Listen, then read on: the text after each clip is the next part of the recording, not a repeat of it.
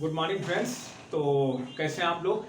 तो आज हम लोग सोच रहे हैं कि 5 मिनट कुछ डिस्कशन हो जाए, आपके साथ कुछ विचारों का इंटरेक्शन हो जाए तो अच्छा रहेगा। कुछ टॉपिक्स हैं जिन पे हम चर्चा करना चाहते हैं आज। एक सबसे पहले कि जो है देश में पावरफुल कौन है, पावरफुल कौन, पावरफुल कौन। और दूसरा जो है टॉपिक है हमारा, इस पे चर्चा करेंगे पावरफुल कौन है, किसके पास ज्यादा पावर है। दूसरा आरओ की पावर क्या है, जिसके लिए आप पढ़ाई कर रहे हैं, तैयारी कर रहे हैं। तीसरी चर्चा हम निबंध पे करेंगे। निबंध पे चर्चा इसलिए करेंगे कि केवल चर्चा में ही टाइम न जाए, थोड़ा सा काम की बात भी हो जाए।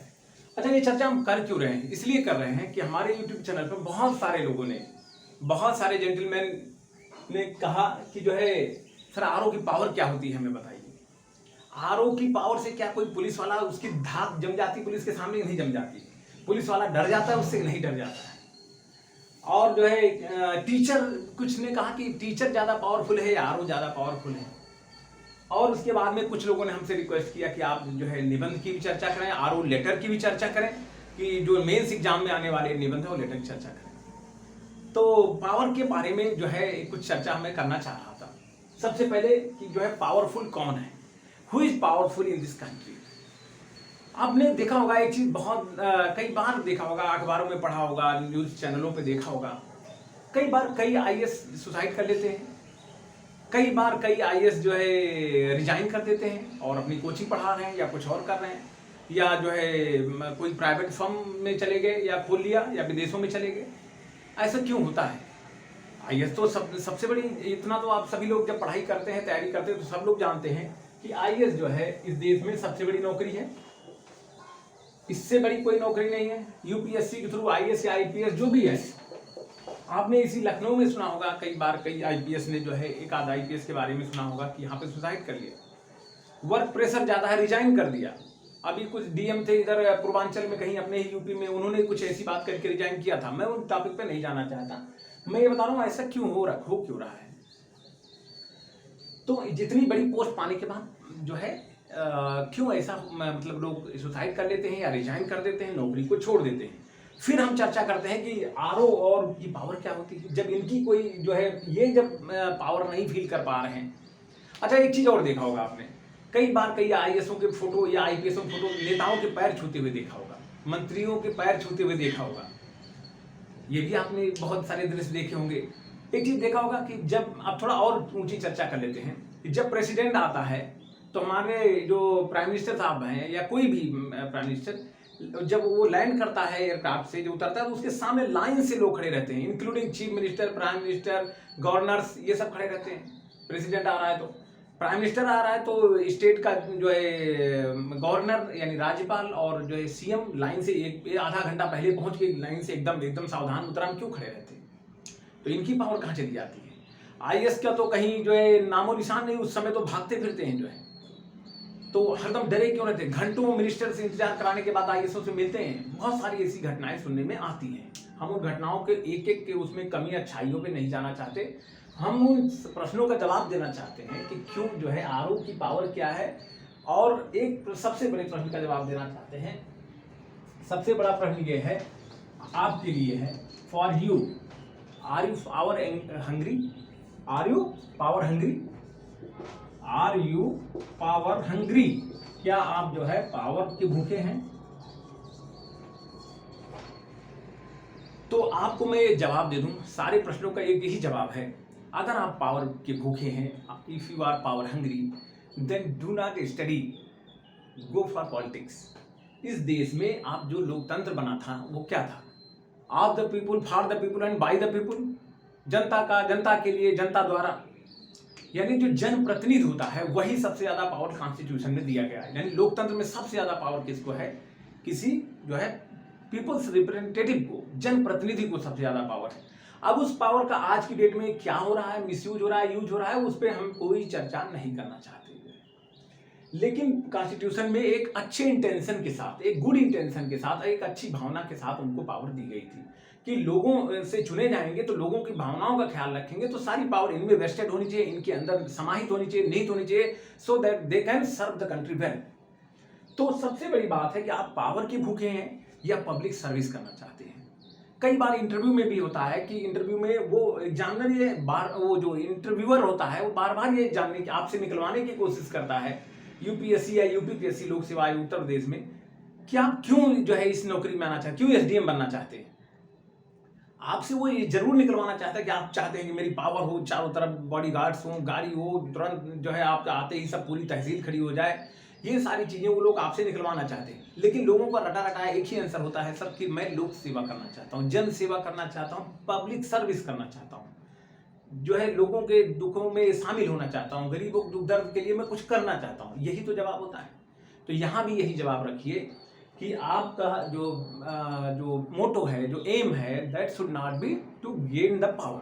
आप पावर गेन करना आपका मोटो नहीं होना चाहिए।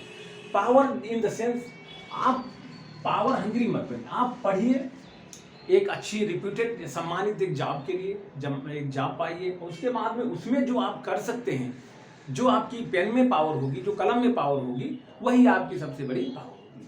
अब आरओ की पावर और टीचर की पावर की चर्चा मैंने अपने कमेंट में किसी मित्र को, किसी जो कमेंट जिसने किया था उसको मैंने लिखा था, उसने कहा कि सर आप टीचर हो जाए या आप आरओ में कौन सा करेंगे अगर आप टीचर को अच्छा कह रहे हैं। हमने कहा टीचर भी अच्छा है, तो उन्होंने कहा कि आप कौन सा करेंगे। तो उसने मेरे ऊपर सवाल जो है फायर कर दिया। तो हमने कहा देखिए कोई बात नहीं, उसका भी अपना जो है इंटेंशन अच्छा है, वो जानना चाहते हैं तो कोई बुराई नहीं। तो मैंने कहा कि आप जो है teacher peaceful, RO powerful. Teacher है, महीने 1.5 महीने की आपको जून में छुट्टियां मिलती हैं और जो है पीसफुली आप जाते हैं, टाइम से पहुंच जाइए, बस बच्चों को खुद ज्ञान दीजिए, अपने घर चले जाइए, मैक्सिमम छुट्टियां भी रहती हैं, पीसफुल है, बहुत ज़्यादा इंटरफेरेंस नहीं। आरओ जो है पावरफुल, आरओ में टेंशन है, आरओ में टेंशन है।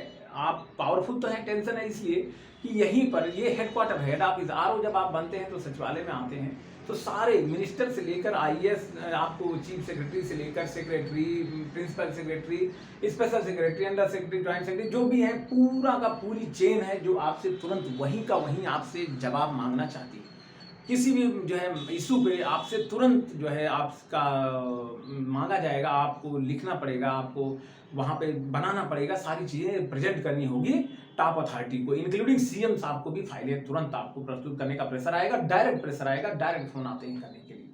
तो इसलिए प्रेशर ज़्यादा है। लेकिन आरओ के फायदे क्या हैं वो भी बता देता हूँ। आरओ के फायदे ये हैं कि टीचर में आपको प्रमोशन कम है, आरओ में आप जो है आरओ से सेक्शन अफसर बनेंगे, जैसे हम लोग अभी बिल्कुल जो है हाल फिलहाल में ही बनने वाले हैं, ज़्यादा से ज़्यादा 3 महीने। आरओ से आप सेक्शन अफसर बनते ही काफ़ी पावर में रहते हैं आप। उसके बाद में अंडर सेक्रेटरी, जो है deputy secretary, joint secretary, special secretary तक जाता है। स्पेशल सेक्रेटरी यानी विशेष सचिव बोलते हैं, विशेष सचिव तक आरओ का प्रमोशन है, जो कि स्केल भी अच्छी खासी होती है, पेमेंट में भी, और वहां तक पहुंच नहीं सकता। आरओ में तो आपको मेहनत बहुत ज्यादा है, लेकिन आप स्पेशल सेक्रेटरी तक बन जाते हैं, जो अपॉर्चुनिटी टीचर बनने पर बिल्कुल नहीं है। तो जो है एक इस सेंस में आप जाएंगे तो ये बहुत ही बढ़िया है, कोई दिक्कत नहीं है। अब हम लोग जो है इधर, तो इसका मतलब पढ़ना ही नहीं चाहिए जब पावर कुछ नहीं है किसी के पास, नहीं, ऐसा नहीं है, पढ़ना चाहिए। आपकी पेन में पावर है, आप अच्छा सही को सही लिख सकते हैं, गलत को गलत लिख सकते हैं, आप योजनाओं का लाभ लोगों तक पहुंचा सकते हैं, जल्दी पहुंचा सकते हैं, जल्दी काम करवा सकते हैं, गलत काम करने से रोक सकते हैं। ये सारी चीजें आपके हाथ में पावर है। धमक जमाने वाली पावर की उम्मीद नहीं करनी चाहिए, वो कोई अच्छी बात भी नहीं है कि हम किसी के ऊपर धमक जमाने के लिए पावर गेन करते हैं। अब रही बात, हम लोग निबंध की चर्चा कर लेते हैं। निबंध की चर्चा इसलिए करते हैं कि क्योंकि बहुत सारी बातों से तो आपका एग्जाम क्लियर नहीं होने वाला, बहुत सारी सिर्फ बातों से एग्जाम क्लियर, इसलिए मैंने थोड़ा सा इसमें पढ़ाई का भी टॉपिक रखा है, वो है निबंध। आरओ मेंस के लिए जो निबंध जो होने जा रहा है 24 अप्रैल को है शायद, उसी के बारे में चर्चा करना चाहूंगा। किसी ने कहा था निबंध की चर्चा कीजिए और लेटर्स जो, तो मैं आपको बताऊंगा 10 टॉपिक में निबंध के इसी वीक में दूंगा, 10 टॉपिक करीब निबंध के दूंगा, और उसके बारे में पहले चर्चा कर लेते हैं। और लेटर्स जो आरओ में आते हैं इसी वीक में सारे पीडीएफ फॉर्म में दे देंगे और समझा देंगे कैसे लिखा जाता है, इवन जो सचिवालय में जो सबसे शुद्धता और सबसे जो ड्राफ्ट होता है, जो मॉडल होता है, वो सचिवालय का ही माना जाता है। तो यहीं का हम जितने लेटर, चाहे वो कार्यालय आदेश हो, कार्यालय ज्ञाप हो, शासनादेश हो, अर्धशासकीय शासकीय पत्र हो, सारे पत्रों या सूचनाएं हो, वो सारा हम जो है PDF में भी देंगे और समझाएंगे क्या क्या सावधानी उसमें बरतनी है। फिलहाल हम यहाँ पे निबंध की चर्चा आज थोड़ी सी करेंगे। बस देखो, आरओ में 3 निबंध पूछे जाते हैं। 3 निबंध कितने? 3 और 40 मार्क्स ईच। 40 मार्क्स ईच यानी हर एक के कितने मार्क्स हैं? 40 मार्क्स हैं, यानी 120 नंबर का टोटल आपका निबंध आता है। और ये डिसाइडिंग फैक्टर होता है। निबंध बहुत बढ़िया चीज। अब जो है इसको पहले मैं ये चर्चा करूंगा कि निबंध कितने पेज में लिखना चाहिए, निबंध पेज में कितने लिखना चाहिए और कितने से अच्छे नंबर मिलते हैं। निबंध के लिए मैं आपको बता दूं कि 40 नंबर के निबंध के लिए 5 पेज, अधिकतम 6 पेज, वैसे 5 पेज बहुत बढ़िया निबंध माना जाता है। मेरे एक मित्र ने लोक सेवा आयोग में RTI के तहत कॉपी चेक कराई थी, इसी RO की 2014 मेंस की। तो उसमें जो उन्होंने 9 या 10 पेज निबंध लिखे थे, तो 6 के बाद जितने पेज लिखे थे उस पर क्रॉस मार दिया था जो है एग्जामिनर ने, और लिखा था एक्स्ट्रा पेजेस। तो आप 5 पेज का निबंध आइडियल रहेगा, तो 5-6 पेज से अधिक ना बढ़ाएं, पहली चीज। अब आते हैं 3 फील्ड से निबंध। 3 फील्ड से आते हैं। पहले आपका आ जाएगा साहित्य का, साहित्य कला, साहित्य कला से निबंध आता है, स्पेशली साहित्य ही मान के चलिए।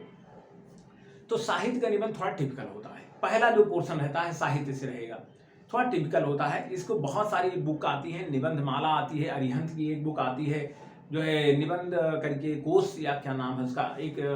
तो इस चीजों को जो है एक निबंध माला बुक करके आती है, और एक निबंध जो है एक ध्यान नहीं आ रहा, मैं बताऊंगा आपको, तो उसकी बुक्स में से देख लीजिए। या एक चीज और जान लीजिए कि साहित्य के निबंध को बहुत किसी बुक से अच्छे से, निबंध की बहुत सारी मॉडर्न, बहुत सारी जो है अच्छी बुक आती है, उसमें से लेकर के पढ़ लीजिए। साहित्य को अच्छे तैयार कीजिए, कम से कम 3 टाइप का साहित्य में घुमा घुमा के। तो एक निबंध यहाँ से कठिन भी आता है, नंबर भी देता है, तो साहित्य वाला निबंध। नंबर 2 आपका आता है सामाजिक आर्थिक जीवन से आता है। समाज से आएगा, आर्थिक जीवन से आएगा और राजनीतिक से आएगा। ये इस टाइप से निबंध आएंगे। इसी में जो है महंगाई, भ्रष्टाचार, जो है महिला सशक्तिकरण, और जो है ये जो आम चुनाव होते हैं, उत्तर प्रदेश के चुनाव, लोकतंत्र, एक देश एक राष्ट्र एक चुनाव, ये जितने टॉपिक होते हैं, ये समाज में गरीबी है, भुखमरी है, भ्रष्टाचार है, महंगाई है, और आर्थिक में बहुत सारे, जैसे आपको प्राइवेटाइजेशन की बात है, ग्लोबलाइजेशन की बात आती है, जो भूमंडलीकरण के भारत पर प्रभाव, और राजनीतिक में भी तमाम जो है चुनाव से लेकर के, और राजनीतिक दलों के लोकतंत्र के बारे में बहुत सारी चीजें इसमें आ जाती हैं। तो सेकंड टॉपिक आपको ये तैयार करना है। ये कहाँ से करेंगे? मार्केट में बहुत सारी बुक्स हैं और बहुत सारी करंट में घटनाएं हुई हैं। जैसे अभी उत्तर प्रदेश में उत्तर प्रदेश विधानसभा का चुनाव हुआ है, उससे संबंधित हो सकती हैं। बहुत सारी जो है घटनाएं होती हैं, जो बुक्स बहुत मार्केट में जो भी पब्लिश होती हैं, अच्छी सारी अच्छी हैं, घटना चक्र वगैरह के सब बढ़िया निबंध आते हैं।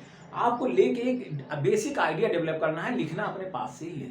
आप लंबे समय से अखबार पढ़ रहे हैं तो आपको कुछ टच करने की जरूरत नहीं है, और यकीन मानिए मैंने टच नहीं किया था, सिवाय मैं अखबार पढ़ता था द हिंदू, और जो है 81 आउट ऑफ 120 मुझे मार्क्स मिले थे, and that is considered very good marks. जो है ये जो मार्क्स अच्छे माने जाते हैं, 81 ठीक ठाक माना जाता है।